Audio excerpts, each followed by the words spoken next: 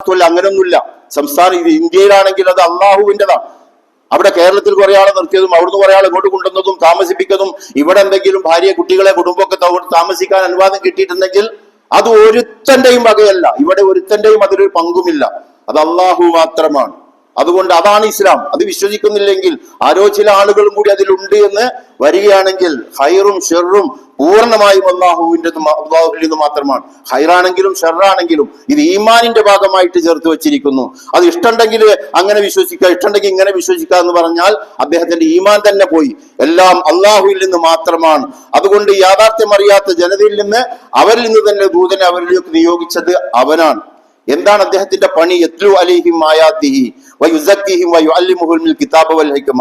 അവർക്ക് അവന്റെ സൂക്തങ്ങൾ ഓതിക്കൊടുക്കണം. അവന്റെ സൂക്തങ്ങളാട്ടോ, വേറെ ഏതെങ്കിലും ഇസങ്ങളുടെ അല്ല. അവന്റെ സൂക്തങ്ങൾ ഈ ജനതക്ക്, എല്ലാ ജനതക്കും, മക്കൾക്കും ഭാര്യയ്ക്കും കുട്ടിക്കും മാത്രം പോരാ, സമൂഹത്തിലുള്ള മുഴുവൻ ജാതി മത അതാണ് റസൂൽ ചെയ്തത്. ഈ സൂക്തങ്ങൾ ഓതി കൊടുക്കേണ്ടതിനും അതോടൊപ്പം ഹിക്മത്തോടുകൂടി അത് പ്രയോഗവൽക്കരിക്കണം. അതിനാണോ കിതാബുകൾ ഓതിക്കൊടുത്തത് കൊണ്ട് മാത്രമായില്ല, അത് ഓതിക്കൊടുക്കുകയും വേണം. ഹിക്മത്തോടുകൂടി ആ സമൂഹത്തെ മുഴുവൻ എന്ത് ചെയ്യണം? അത് പഠിപ്പിച്ചു കൊടുത്തുകൊണ്ട് അവരെ സംസ്കരിക്കുകയും ചെയ്യണം. യുസക്കീം എന്ന് പറഞ്ഞാൽ സംസ്കരിക്കുക, അവരെ ശുദ്ധീകരിച്ചെടുക്കുക. എല്ലാ അപകടങ്ങളിൽ നിന്നും, മദ്യത്തിൽ നിന്നും, വ്യഭിചാരത്തിൽ നിന്നും, ചൂതാട്ടത്തിൽ നിന്നും, തോന്നിവാസങ്ങളിൽ നിന്നും, എന്നാൽ എല്ലാ ആഘോഷങ്ങളിൽ നിന്നും അല്ലേ അർത്ഥം. ആഘോഷങ്ങളൊക്കെ വിശുദ്ധമാക്കപ്പെടുക, വിശുദ്ധമായ ഒരു ആഘോഷം. എല്ലാരെയും മതം മാറ്റുക എന്നതിന് അർത്ഥമേ ഇല്ല. അങ്ങനെയാണെങ്കിൽ റസൂൽ അത് വിജയിച്ചിട്ടില്ല. ഈ യുസക്കിഹിം എന്ന് പറഞ്ഞത് എല്ലാരെയും മതം മാറ്റുക, ഇങ്ങോട്ട് ഇസ്ലാമിലേക്ക് കൊണ്ടുവരിക എന്നാണെങ്കിൽ റസൂൽ സാഹിബ് സാധിച്ചിട്ടേ ഇല്ല. റോമും പേർഷ്യ സാമ്രാജ്യങ്ങൾ ഉമർ ഖത്താബ് ഖലീഫയായപ്പോ 2.5% മുസ്ലിങ്ങൾ ആ അന്നത്തെ ജനസംഖ്യയിൽ. ബാക്കി 97% അള്ളാഹു അല്ലാത്തവരോട് പ്രാർത്ഥിക്കുകയും അള്ളാഹു അല്ലാത്ത ബിംബങ്ങളെ ആരാധിക്കുകയും ചെയ്യുന്ന ജനതയാണ്. ഈ 2.5% 97 എത്ര വ്യത്യാസമുണ്ട്? അപ്പൊ റസൂലിനെ ഇത് സംസ്കരിക്കുക എന്ന് പറഞ്ഞാൽ എന്താണ് അതിനർത്ഥം? എല്ലാരും കൂടെ മതം മാറ്റലാണോ? അല്ല, എല്ലാം വിശുദ്ധമായ രീതിയിൽ, ആ വിശുദ്ധമായ രീതിയിലേക്ക് കൊണ്ടുവരിക. എന്നിട്ട് എന്ത് ചെയ്യുന്നു? ഹിക്മത്തോടുകൂടിയ കാര്യങ്ങളെ നീക്കുക. വൈൻ കാനൂമിൻ ഖബലു ലഫീ ദലാലിൻ മുബീൻ. ഏതൊരു ജനതക്കാണോ വിശുദ്ധ ഖുർആന്റെ അടിസ്ഥാനത്തിലുള്ള ഈ കിതാബും അതിന്റെ അടിസ്ഥാനത്തിൽ ഹിക്മത്തോടുകൂടിയ പ്രവർത്തനത്തിനും വിധേയപ്പെടാത്തത്, ആ മനുഷ്യർ അതിനു മുമ്പ് ദലാലത്തിലാണ്. മദ്യം ഉണ്ടാവും, അവരുടെ വ്യഭിചാരശാലകൾ ഉണ്ടാവും, അതേപോലെ തോന്നിവാസങ്ങൾ അവർ ചെയ്തുകൊണ്ടിരിക്കുന്നുണ്ടാവും. കൊള്ള പലിശ, അള്ളാഹു അവന്റെ റസൂലും യുദ്ധം പ്രഖ്യാപിച്ചിരിക്കുന്നു എന്ന് പറഞ്ഞ കൊള്ള പലിശയിൽ മുങ്ങിയവരായിരിക്കും അവർ. അവരെടുന്ന് വന്നവരാണെന്ന് കൃത്യമായ ഉത്തരം ഉണ്ടാവില്ല. അറിയില്ല അവർക്ക് എന്തിനു വന്നതാണെന്ന് ചോദിച്ചാൽ അറിയില്ല. ആ ജനത എവിടേക്കായി പോണത്? ഈ പോണത് മരിക്കുമ്പോൾ എന്താ സംഭവിക്കുന്നത്, എന്താവണതെന്ന ഈ അടിസ്ഥാനങ്ങൾ, പ്രാഥമിക വിവരം, അതാണ് പ്രാഥമിക വിവരം പോലും അവർക്കില്ല. ഇത് കിട്ടാത്തൊരു ജനതക്കില്ല എന്ന് പറഞ്ഞു. അതുകൊണ്ട് അത് പഠിപ്പിക്കാൻ വേണ്ടി അവർ ഇറങ്ങുമ്പോ ആ കൂട്ടത്തിൽ അതങ്ങോട്ട് ചെല്ലുമ്പോൾ എന്ത് ചെയ്യും? അവർ ശുദ്ധിയായിക്കൊണ്ടിരിക്കും. ഇതങ്ങോട്ട് ചെല്ലണം. കിതാബുമായിട്ട് ആ ജനതയിലേക്ക് ഹിക്മത്തോടു കൂടി ഇറങ്ങിക്കഴിഞ്ഞാൽ അവർ ശുദ്ധിയാക്കപ്പെടും. അത് കലാമേഖലയിലും വേണം, സാഹിത്യ മേഖലയിലും വേണം, ആഘോഷ മേഖലയിലും വേണം, മീഡിയ രംഗത്തും വേണം. ഏതൊക്കെ മേഖല മനുഷ്യരുമായി ബന്ധപ്പെട്ടിട്ടുണ്ടോ, പാർലമെന്റും നിയമസഭയും ഒക്കെ, അവിടെയൊക്കെ ഈ കിതാബുമായി വന്ന് എന്ത് ചെയ്യണം? ഉദ്ധരിക്കണം, അവരെ സംസ്കരിക്കണം. ഹിക്മത്ത് വൈകാനോ അത് കിട്ടാതെ വന്നു കഴിഞ്ഞാൽ വലാലിൻ മുബീൻ. ഇത് അള്ളാഹു അവരെ സംബന്ധിച്ചിടത്തോളം അവർ വഴികേടിലാകും. അതുവരെ ഇതങ്ങനെ കിട്ടുന്നത് വരെ അദ്ദേഹം വഴികേടിലായിരിക്കും എന്ന് അള്ളാഹു സുബ്ഹാനഹു വതആല പറയാണ്. മാത്രമല്ല അത് അവിടെ റസൂൽ ചെയ്തു, 6-ാം നൂറ്റാണ്ടിലെ കാര്യമാണ്. അതൊക്കെ കൂടി പറഞ്ഞ് ഈ നൂറ്റാണ്ടിലേക്ക് കടന്നു വരരുത്, ഇവിടുത്തെ സ്കൂളിലേക്കും വിദ്യാഭ്യാസ ക്രമത്തിലേക്കും ഒന്നും കടന്നു വരരുതെന്ന് പറയുകയാണെങ്കിൽ അത് അവിടുത്തെ ആയത്തിലുള്ള പറയാണ്.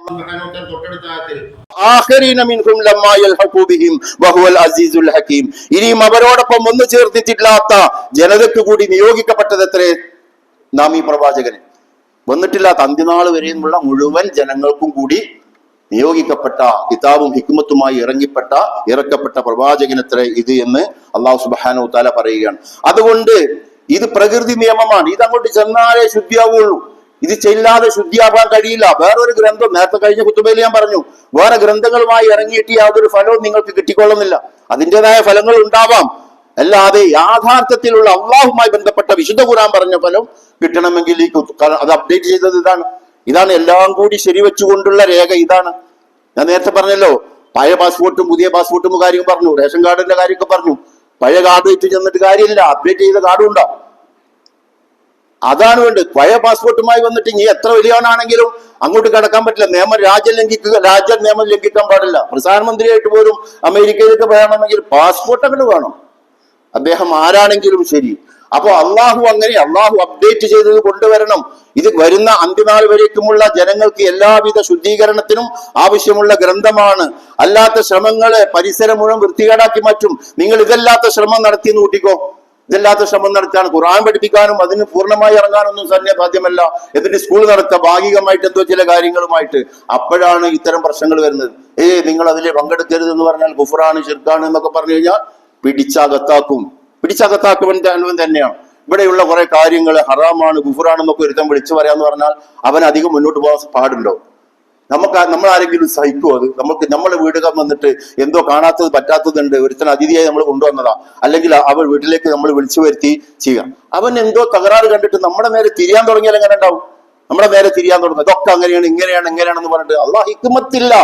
അവരെ കൈകാര്യം ചെയ്തിട്ടാണ്. അവൻ പറയുന്നത് സത്യമാണെങ്കിലും ശരി, അവൻ ആ ശൈലി ഉണ്ടല്ലോ, ഈ കുഫറാക്കലും അതേപോലെ ശിർക്കാക്കലുമുള്ള ആ ശൈലി ഉണ്ടല്ലോ, അവനെ അടങ്ങി നിർത്താൻ അനുവദിക്കാൻ പാടില്ല, നമ്മളും ചെയ്യാൻ പാടില്ല. അള്ളാഹു റസൂൽ അങ്ങനെ ചെയ്തിട്ടില്ല. ബിംബങ്ങളുടെ ഒരു വിരൽ ചൂണ്ടാൻ പോലും തയ്യാറായിട്ടില്ല പ്രവാചകൻ മദീനയിലെത്തി ഭരണാധികാരിയായി വന്നതിന് ശേഷം അവരുടെ കരങ്ങളെ കൊണ്ടാണ്, പ്രത്യേകം ശ്രദ്ധിച്ചു പ്രവാചകൻ, അത് അവരുടെ തന്നെ കരങ്ങളെ കൊണ്ടാണ് എന്ത് ചെയ്തു? അത് എടുത്തു മാറ്റി. ബിംബങ്ങളെ പോലും, ഏറ്റവും വലിയ ശിർക്കാണല്ലോ ബിംബം എന്നും, ആ ബിംബങ്ങളെ പോലും. അതിനു മുമ്പ് ഒരു അക്കാമാൻ വേണ്ടിയിട്ടില്ല പ്രവാചകൻ ബിംബങ്ങൾക്കെതിരെ. എന്നാൽ അവിടെ നടക്കുന്ന അബൂജഹലുകൾ നടത്തിക്കൊണ്ടിരിക്കുന്ന കൊള്ളകൾക്കും അതേപോലെ മദ്യപാനവും വ്യഭിചാരത്തിനെതിരെ ശക്തമായ നിലപാട് പ്രവാചകൻ സ്വീകരിച്ചു. അപ്പൊ ജനകീയ പിന്തുണ അദ്ദേഹത്തിന് കിട്ടുകയും ചെയ്തു. ആ അർത്ഥത്തിൽ ആ തോന്നിവാസങ്ങളെ അതിൽ നിന്ന് എന്ത് ചെയ്തു? എല്ലാത്തിൽ നിന്നും കൊള്ളയും അതേപോലുള്ള, അതാണ് ഇസ്ലാമിന്റെ. അത് ഏതോ പ്രകൃതിയുടെ നിയമമാണ്. ഇപ്പൊ നമ്മുടെ ഒരു കുഴിയിൽ അഴുക്കുചാലുണ്ട്, അത് ദുർഗന്ധം വമിക്കുന്നുണ്ട്, ആ പരിസരത്ത് മുഴുവനും അത് വല്ലാണ്ട് പ്രയാസം സൃഷ്ടിക്കുന്നുണ്ട്. എന്താ ചെയ്യേണ്ടത്? നമ്മൾ ആ അഴുക്കുചാലിലേക്ക് നല്ല ശുദ്ധജലം കടത്തിവിടണം. ശുദ്ധജലം കടത്തിവിട്ട് കഴിഞ്ഞാൽ അത് അങ്ങോട്ട് ലൂസാവും. ശുദ്ധജലം എന്ന് പറഞ്ഞാൽ ഇസ്ലാമും ദീനും ഖുർആനും പരലോകബോധവും മരണചിന്തയും ഒക്കെ, അതാണ് ശുദ്ധജലം എന്ന് പറഞ്ഞാൽ ഉദ്ദേശിക്കുന്നത്. അത് ആ ഹിക്മത്തോടു കൂടി എന്ത് അതിലേക്ക് കയറ്റി വിടുമ്പോ അതങ്ങോട്ട് ലൂസായിട്ട് കുറച്ചൊക്കെ ഇങ്ങോട്ട് അയവും ഇതൊക്കെ വന്ന് കഴിഞ്ഞാല് പഠിക്കും തോറും അതിന്റെ ഒക്കെ അപ്ഡേറ്റ് ചെയ്യാൻ പറ്റും. അത് ചതിയൊന്നും വേണ്ട. ഇത് നല്ല ആശയത്തെ അതിന് കള്ളവുമില്ല, ചതിയുമില്ല, എള്ളോളമില്ല, പൊളിവചനം അതങ്ങോട്ട് എടുക്കുക, നമുക്ക് എടുത്ത് കാണിച്ചു കൊടുക്കാൻ പറ്റും. ഇതാണ് മാവേലി നാടുവാണ് കാലത്തുണ്ടല്ലോ. എല്ലാ മനുഷ്യരും തുല്യരാണ്. ഈ ആശയത്തെ കൊണ്ടുവരാൻ, ഇതിന് സമാനമായ ആശയം വേദങ്ങളിലുണ്ട്. നമുക്ക് കൊണ്ടുവരാൻ ആഘോഷത്തിൽ പങ്കെടുക്കേണ്ടി വരും, പായസത്തിൽ അവിടെ പോവേണ്ടി വരും, ആ പൂക്കളത്തിലൊന്ന് നമ്മൾ അതിന്റെ കൂടെ ഉണ്ടാവേണ്ടി വരും, ആ സ്റ്റാഫ് മീറ്റിങ്ങും അതുപോലെ നടത്തുന്ന പരിപാടികളിലൊക്കെ നമ്മൾ എന്ത് ചെയ്യേണ്ടി വരും. എന്നിട്ടാണ് നമ്മൾ പറയേണ്ടത്. നമ്മുടെ ഉദ്ദേശം എന്താണ്? ഇന്നമല്ല അമ്മാലും പിന്നെ അതങ്ങോട്ട് സ്ഥാപിക്കലല്ല നമ്മുടെ ഉദ്ദേശം. അത് എടുത്തു മാറ്റലാണ്, ഏറ്റവും ശുദ്ധീകരിക്കലാണ്, യുസക്കിയും സംസ്കരിക്കലാണ് അവിടെയുള്ള. അപ്പോ അവസാനം അത് പറയും, അത് ശരിട്ടോ മാവേലി നമ്മൾ ഇങ്ങനെ ആളോട് കൂടെ കൂടിയിട്ടുണ്ട്, ഇന്ന ആളുകളെ നമ്മൾ സഹായിക്കേണ്ടതുണ്ട്, എല്ലാവരും ഒരുപോലെയാണല്ലോ, ഇതിന് വരാൻ പറ്റാത്ത കുട്ടികളുണ്ട്, ആ കുട്ടികളെ നമ്മളൊന്ന് അന്വേഷിക്കണം, ഇതിന് ഡ്രസ്സ് വാങ്ങാൻ പറ്റാത്ത ആളുകളുണ്ട് ഈ പരിപാടിയിലേക്ക്, അവരെ നമ്മൾ പ്രത്യേകം സെലക്ട് ചെയ്യണം, അവർക്ക് ഇന്ന ഫണ്ട് നമ്മൾ ശേഖരിക്കേണ്ടതുണ്ട്, കൊടുക്കേണ്ടതുണ്ട്. അതുകൊണ്ട് ആ അർത്ഥത്തിലുള്ള അതിൻ്റെ ഇടയിൽ നിന്ന് നമ്മളൊരു വൃത്തികെട്ട കിണർ നന്നാക്കുമ്പോൾ നമ്മുടെ മേലും ആവും, നമ്മുടെ മേത്തേക്ക് കുറച്ചൊക്കെ വരുമത്. മേല് വരാതെ ആ പണിയെടുക്കാമെന്ന് വിചാരിച്ചിട്ട് കാര്യമില്ല. അതുകൊണ്ടാണ് അള്ളാഹു സുബ്ഹാനഹു വ തആല വിശുദ്ധ ഖുർആനിലൂടെയും പ്രവാചകങ്ങളിലൂടെ പറഞ്ഞത്, കുഫറിന്റെ വചനം ഉച്ചരിക്കേണ്ടി വന്നാൽ അത് ഉച്ചരിച്ച് ആ പണിയെടുക്കണം എന്നാ പറഞ്ഞത്. നിങ്ങൾ പന്നിമാംസം കഴിക്കേണ്ടി വന്നാൽ ആ പന്നിമാംസം ഹറാമാണ്, എല്ലാവർക്കും അറിയാം. ആ പന്നിമാംസം കഴിച്ചുകൊണ്ട് നിങ്ങൾ അത് ശുദ്ധിയാക്കണം. അത് അവസരം കഴിഞ്ഞാൽ നിങ്ങൾ മാറിക്കോ. കുഫറിന്റെ വചനം ആവർത്തിച്ച് അതല്ല അങ്ങനെയല്ല ഇസ്ലാം ഉണ്ടായത്. ഇസ്ലാം ഉണ്ടാക്കിയത് അങ്ങനെയാണല്ലോ. എന്തിനാണ് ഇതൊക്കെ അനുവദിച്ചു തന്നത്? അപ്പോൾ അത് അല്ലെങ്കിൽ എന്ത് സംഭവിക്കുമെന്ന് ചോദിച്ചാൽ നമുക്കറിയാം, പ്രകൃതി നിയമത്തിന് അത് വിധേയപ്പെടും. കള്ളന്മാരുടെ കയ്യിലാവും ആഘോഷം, അതേപോലെ തോന്നിവാസികളുടെ ആഭാസന്മാരുടെ കയ്യിലാവും. അതാണ് ഇപ്പൊ നടന്നുകൊണ്ടിരിക്കുന്നത്.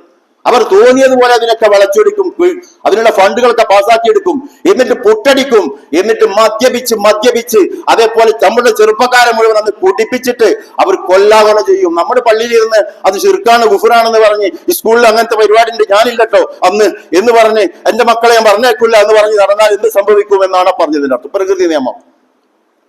അപ്പോ ഇതിലൊരു ഹിക്മത്ത്. അതുകൊണ്ടാണ് അതിലേക്ക് അങ്ങോട്ട് ഇറങ്ങിയിട്ട് അതിനെ സംസ്കരിച്ച് അതുകൊണ്ടാണ് റസൂൽ സാഹിബ് പറഞ്ഞത്, ഏതോ മാളി മുകളിലോ അല്ലെങ്കിൽ പള്ളിയുടെ മിഹ്റാബിലോ ഇരിക്കുന്നവനല്ല യഥാർത്ഥ വിശ്വാസി, ജനങ്ങൾക്കിടയിൽ നിന്ന് അവരെ ശുദ്ധീകരിച്ചെടുക്കുന്നവനാണ്. പള്ളിയിൽ ഇരുന്ന് 40 ദിവസം ഒന്നായിട്ട് ഇത്തികാഫിരിക്കുന്നതിലേറെ പുണ്യം നീ ജനങ്ങളുടെ ഓരോ ആവശ്യത്തിന് ഇറങ്ങിയാൽ ഉണ്ട്. മസ്ജിദ് നബവിയെ കുറിച്ചാണ് റസൂൽ പറഞ്ഞത്. എന്റെ പള്ളിയിൽ, നമ്മുടെ പള്ളിയിൽ 40 ദിവസം ഒന്നിച്ച് ഇത്തികാഫിരിക്കുന്നതിലേറെ പുണ്യം ഒരാളുടെ പ്രശ്നങ്ങളിലേക്ക്, പ്രയാസത്തിലേക്ക് നിങ്ങൾ ഇറങ്ങി തിരിച്ചാൽ അതിനല്ലാഹു, അതിനർത്ഥം ഇത്തികാഫിന് പുണ്യമില്ല എന്നല്ല, അതിലേറെ പുണ്യം ഇതിനുണ്ട് എന്നാണ്. അത്രയും പ്രധാനപ്പെട്ട കാര്യമാണ് ഇത് എന്നാണ്. അതുകൊണ്ട് ഇതിലേക്ക് ഇറങ്ങിയിട്ട് അവരെ ശുദ്ധീകരിക്കുവാൻ, അതിന് ചിലപ്പോൾ നമ്മളൊന്ന് ആടേണ്ടി വന്നേക്കാം, നമ്മളൊന്ന് പാടേണ്ടി വന്നേക്കാം. പക്ഷെ എന്നാലും കള്ളു കുടിച്ച് ആടൂല എന്നൊരു നിലപാട് അവിടെ സ്വീകരിക്കാൻ. കള്ളു കുടിച്ച് നമ്മൾ ആടരുതെന്ന് പറയണമെങ്കിൽ നമ്മളും ആ കൂട്ടത്തിൽ ഉണ്ടാവണം. എനിക്ക് അനുഭവം തന്നെ ഉണ്ട്. ഇപ്പോ സ്കൂളിലെ ബാച്ചിന്റെ പരിപാടികൾ നടക്കാണ്, ഓണാഘോഷമൊക്കെ നടന്നുകൊണ്ടിരിക്കുക, കഴിഞ്ഞ വർഷങ്ങളിലൊക്കെ നടക്കാറുണ്ട്. ആ സമയത്ത് അതിൽ പങ്കെടുത്തുകൊണ്ട് അവർ പറയുന്ന കാശ് കൊടുത്തുകൊണ്ട് ഞാൻ പ്രാർത്ഥിച്ചിട്ട് നമ്മളാണ് പോകണം, അത്രേ ഉള്ളൂ. ഇതിൽ അല്ലാഹുവേ, ഈ ഓണാഘോഷത്തിലും ഏറ്റവും നിന്റെ പുണ്യം, നിന്നിൽ നിന്നുള്ള പുണ്യം ഏറ്റവും വാങ്ങിയവരുടെ കൂട്ടത്തിൽ എന്നെ നീ ചേർത്ത് തരണേ എന്ന് പറഞ്ഞ് നമ്മൾ അങ്ങോട്ട് ഇറങ്ങിക്കഴിഞ്ഞാൽ അള്ളാഹു ഹിക്മത്ത് പ്രദാനം ചെയ്യും. അങ്ങനെ മുന്നോട്ട് പോയപ്പോ എന്ത് സാധിച്ചു നോക്ക് നിങ്ങൾ. ഓരോ വർഷവും ഒരു പാവപ്പെട്ടവനെ, നമ്മളുടെ ബാച്ചിൽപ്പെട്ട ഒരു പാവപ്പെട്ടവനെ നമ്മൾ സംരക്ഷിച്ചിരിക്കും എന്ന ആശയം അവർ അംഗീകരിച്ചു, ഏറ്റെടുത്തു. ഒരു തവണ ഒരു വീടില്ലാത്ത സ്ട്രോക്ക് ബാധിച്ച ഒരു സഹപാഠി വീട്ടിൽ കിടക്കുന്നുണ്ട്, വാടക വീട്ടിലാ. മകൻ ചെറിയ പീറ മകനാണ്, ചെറിയ കുട്ടിയാണ്. അങ്ങനെ അവസാനം വന്നപ്പോ ബാച്ച് അന്വേഷിച്ചു, ഇവനെവിടെയാ? ബാച്ച് അന്വേഷിച്ചു ചെന്നു, പ്രമുഖരായ ആളുകളൊക്കെ കൂട്ടി, വലിയ പ്രമുഖരൊക്കെ ഉണ്ടാകുന്ന അതിൽ, അവരൊക്കെ ബാച്ചാണല്ലോ, അത് 19 ജില്ലാനും വയസ്സായ ആളുകളാ, ഞാനൊക്കെ ഉള്ള. അങ്ങനെ ചെന്ന് നോക്കിയപ്പോ അവനെ കിട്ടി. അവിടെ ചെന്ന് നോക്കിയപ്പോ വാടക വീട്ടിൽ വിമോചിപ്പിക്കണം എന്ന് പറഞ്ഞു. ആ ആശയം എല്ലാവരും ഏറ്റെടുത്തു. നമ്മളെന്ന ആള് പേര് പറഞ്ഞിട്ട് നമ്മളെന്ന ആളായതുകൊണ്ട് നമ്മൾ ഏറ്റെടുത്തു. അങ്ങനെ 4.5 ലക്ഷം റുപ്യ കളക്ട് ചെയ്ത് ആ വീടിന്റെ പണി പൂർത്തിയാക്കി അദ്ദേഹത്തെ കുടിയിരുത്തി സാധിച്ചു. അപ്പൊ മാത്രമല്ല അത് മറ്റുള്ള ഗ്രൂപ്പുകളിലേക്ക് എത്തിക്കാൻ സാധിച്ചു. ഈ ഓണാഘോഷത്തിന്റെയും അതിന്റെ ഒക്കെ കൂട്ടത്തിൽ വാട്സപ്പ് ഗ്രൂപ്പുകൾ വരും, ഞങ്ങളുടെ സംഘം ചെയ്ത പണി ഇതാണ്. വേറൊരു അവസരം കിട്ടി, ഓണാഘോഷത്തിന്റെ ഇടയിൽ തന്നെ വേറൊരു അവസരം കിട്ടി. ഒരുത്തന് കണ്ണില്ല, ആ കണ്ണിന്റെ കാഴ്ചയില്ല, കാഴ്ചക്ക് ഇത്ര കാശുകൾ വരും. അതിനും കിട്ടിയ 5 ലക്ഷം രൂപ. ഒരു വർഷം കൊണ്ട് തീർക്കാൻ കഴിഞ്ഞില്ല. ഒരു 3.5 ലക്ഷത്തും 1.5 ലക്ഷവും ബാക്കിയായി. പക്ഷെ പിറ്റത്തെ 1.5 ലക്ഷവും ഉപയോഗപ്പെടുത്തിക്കൊണ്ട്. അപ്പൊ പറഞ്ഞു വരുന്നത് എന്താണ് ചോദിച്ചാൽ, നമ്മൾ ചെറിയ സാധാരണക്കാരായി നമ്മൾ വിചാരിച്ചാൽ പോലും പലതും ചെയ്യാൻ സാധിക്കും. പ്രമുഖരായ ആളുകൾക്ക് ഈ ഹിക്മത്തോടു കൂടി അതിലേക്ക് അള്ളാഹനെ മുൻനിർത്തി അള്ളാഹുവിന്റെ വജ്ഹ് ഉദ്ദേശിച്ച് ഇറങ്ങിക്കഴിഞ്ഞാൽ ഒരുപാട് ദൗത്യങ്ങൾ നിർവഹിക്കാൻ സാധിക്കും. മറിച്ച് ഹറാമാണ് എന്ന് പറഞ്ഞുകൊണ്ട് നമ്മളിങ്ങനെ കുഫ്റാണ് എന്നൊക്കെ പറഞ്ഞുകൊണ്ട് വലിയ വായിൽ വർത്തമാനം പറഞ്ഞ് അതിനൊക്കെ മക്കളൊക്കെ മോനെ അതിന് പോകാൻ പാടില്ല, അത് ഓരുടേതാണ്, ഇത് ഇവരുടേതാണ് എന്ന് പറഞ്ഞ് വേർതിരിവ്, അള്ളാഹുവിന്റെ റസൂലോടെയും വേർതിരിക്കാൻ പറഞ്ഞിട്ടില്ല. മനുഷ്യനെല്ലാം കഴിഞ്ഞ കുത്തുബയിൽ ഞാൻ സൂചിപ്പിച്ചു, ഒരൊറ്റ മാതാവിന്റെയും പിതാവിന്റെയും മക്കളാണ്. അവരെ ആ അർത്ഥത്തിൽ ചേർത്ത് പിടിച്ചേ ശുദ്ധീകരിക്കാൻ പറ്റൂ. അടിച്ചിട്ടോ ഇടിച്ചിട്ടോ ശുദ്ധീകരിക്കാൻ പറ്റുന്നത് വളരെ അപൂർവമാണ്. അതിന് അധികാരം വേണം, സ്ഥാനമാനം വേണം, പവർ വേണം. അന്നൊക്കെ അതിനും സാധ്യതയുണ്ട്. അതാണ് ബദറും മുഹുദും ഒക്കെ. അതിന്റെ മുമ്പ് ചേർത്ത് നിർത്തിക്കൊണ്ട് തന്നെ, തലോടിക്കൊണ്ട് തന്നെയാണ് ഇതിനെയൊക്കെ കൈകാര്യം ചെയ്യേണ്ടത്. അവിടെ ഹിക്മത്ത് വേണം മാത്രമല്ല നിയ്യത്തും വേണം. ഇന്നമൽ അഅ്മാലു ബിന്നിയ്യാത്ത്, ആരെങ്കിലും നിയ്യത്ത് ഉദ്ദേശിച്ചതനുസരിച്ചാണ് ഓരോ കർമ്മങ്ങളും. ഒരു മനുഷ്യൻ അവന്റെ ഉദ്ദേശം അനുസരിച്ച് മാത്രമേ അല്ലാഹു സുബ്ഹാനഹു വ തആല അവന് പ്രതിഫലം നൽകുകയുള്ളൂ. അവൻ ആരെങ്കിലും ഹിജ്റ പോയത് അവന് അള്ളാഹുലേക്കും റസൂലിലേക്കും,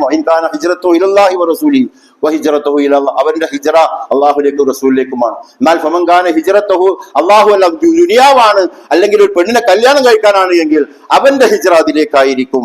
അതുകൊണ്ട് ഈ ഓണാഘോഷത്തിന് പോകുന്നത് എല്ലാവരും ഒരുപോലെയാണ്, വോട്ട് ചെയ്യാൻ പോണത് എല്ലാവരും ഒരുപോലെയാണ് എന്ന് വിചാരിച്ചിട്ടുണ്ടെങ്കിൽ ഇസ്ലാമിന്റെ മർമ്മം നമുക്ക് കിട്ടിയിട്ടില്ല.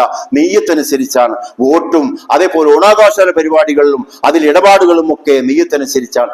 പാളിപ്പോകുന്നുണ്ട് എങ്കിൽ തിരുത്തി കൊടുക്കൽ, അത് അവനെ സ്വകാര്യമായി വിളിച്ച് തിരുത്തൽ, അല്ലാതെ വാട്സപ്പിലും മെസ്സേജിലും ഒക്കെ വിട്ടിട്ട് ആളുകളെ മുഴുവൻ പബ്ലിക്കിന്റെ മുമ്പിലിട്ട് വഷളാക്കുന്ന രീതി ഒഴിവാക്കിയിട്ട് സ്വകാര്യമായ ഉപദേശങ്ങൾ, തെറ്റ് തിരുത്തുമ്പോൾ പ്രോത്സാഹനം നമ്മൾ പരസ്യമായിട്ട് പറയാം, തെറ്റുകളെ തിരുത്തുമ്പോൾ അത് സ്വകാര്യമായി വ്യക്തിപരമായി മാറ്റിക്കൊണ്ട്, അതാണ് ഹിക്മത്ത്. അങ്ങനെ ഹിക്മത്തോടുകൂടി കാര്യങ്ങളെ സമീപിച്ചു കഴിഞ്ഞാൽ എല്ലാത്തിനെയും അതിജയിക്കുന്ന ഏറ്റവും നല്ല സിനിമ, ഇറാനെ പോലെ ഏറ്റവും നല്ല സിനിമ, ഏറ്റവും നല്ല പാട്ട്, ഏറ്റവും നല്ല എല്ലാ സംവിധാനങ്ങളും, ഇംഗ്ലീഷ് മീഡിയവും ഭാഷകളും ഏറ്റവുമല്ല ആഘോഷ സംവിധാനങ്ങളും, അതേപോലെ എന്തൊക്കെയുണ്ടോ ഏറ്റവും മികച്ചത് സമർത്ഥിക്കുവാൻ നമുക്ക് സാധിക്കുക തന്നെ ചെയ്യും. അള്ളാഹു നമ്മുടെ കൂടെ ഉണ്ടാവും. ഇതിന് മറ്റൊരു പ്രത്യേകത കൂടിയുണ്ട്. ഇവിടെ എങ്ങാനും പിഴവ് പറ്റിയാൽ നമ്മൾ ഹിക്മത്തോടു കൂടി അങ്ങനെ പിഴച്ചുപോയി എങ്കിൽ അവർക്ക് ഒരു കൂലിയുണ്ട് കേട്ടോ എന്നാണ്. ശരിയായ 2 കൂലിയാണ്, ശരിയായ 2 കൂലിയാണ്. തെറ്റിപ്പറ്റിപ്പോയി, വീഴ്ച വന്നു, കൂടിയാലോചനയും പോളിസിയും പ്രോഗ്രാമൊക്കെ തെറ്റിപ്പോയി എങ്കിൽ അവർക്ക് കുറ്റമില്ല എന്ന് മാത്രമല്ല, അവർക്കൊരു കൂലി അല്ലാഹു സുബ്ഹാനഹു വ തആല വെച്ചിട്ടുണ്ട് എന്ന് പറഞ്ഞുകൊണ്ട് ഈ അർത്ഥത്തിലുള്ള ശുദ്ധീകരണ പ്രക്രിയയിലേക്ക് ഈ ഓണാഘോഷങ്ങളിലും മറ്റു സംവിധാനങ്ങളിലും ഒക്കെ ഇറങ്ങിത്തിരിക്കുവാൻ എനിക്കും നിങ്ങൾക്ക് സാധിക്കേണ്ടതുണ്ട്. അള്ളാഹു നമ്മെ ഏറ്റവും ഹിക്മത്തോടുകൂടി കാര്യങ്ങളെ ശുദ്ധീകരിക്കുന്ന പ്രവാചക ദൗത്യം നിർവഹിച്ച മഹാഭാഗ്യവാന്മാരുടെയും ഭാഗ്യവതികളുടെയും കൂടെ ഉൾപ്പെടുവാൻ നമ്മെ അനുഗ്രഹിക്കുമാറാവട്ടെ. അങ്ങനെ റസൂലിനെ കണ്ടുമുട്ടി അള്ളാഹുവെ ഈ റിപ്പോർട്ടുകൾ മുഴുവൻ റസൂലിന്റെ സാന്നിധ്യത്തിൽ അള്ളാഹുവിന് മുമ്പിൽ സമർപ്പിക്കുവാനുള്ള തൗഫീഖ് നമുക്ക് എല്ലാവർക്കും അള്ളാഹു പ്രദാനം ചെയ്യുമാറാവട്ടെ. അഖൂലു ഖൗലി അസ്തഗ്ഫിറുല്ലാഹി ലി വലക്കും.